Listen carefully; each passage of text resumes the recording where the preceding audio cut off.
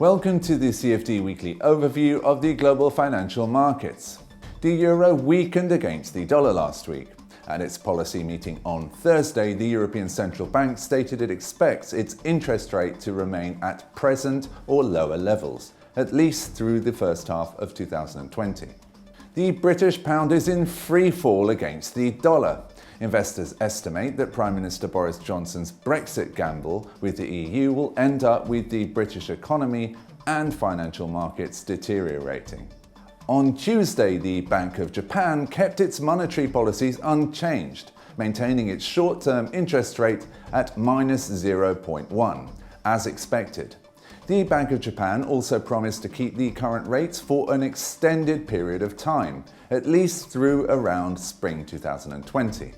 The Turkish lira rose to its highest level since January this week, despite the fact that the Turkish Central Bank cut interest rates sharply last week by 425 basis points to 19.75%. Overall, the US dollar last week ended sharply higher.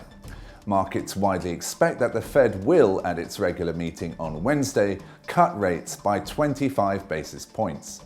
In anticipation of the Fed meeting, US stock indices were flat, easing after a period of strong growth, which saw another all-time record for the S&P 500 or the USA 500 on Friday. Gold prices were broadly unchanged, exhibiting high volatility in anticipation of a Fed rate cut. Oil prices were little changed last week.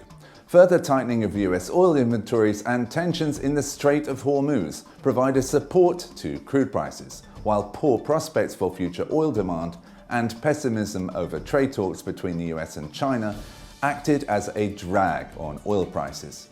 You've been watching a CFD weekly overview of the global financial markets.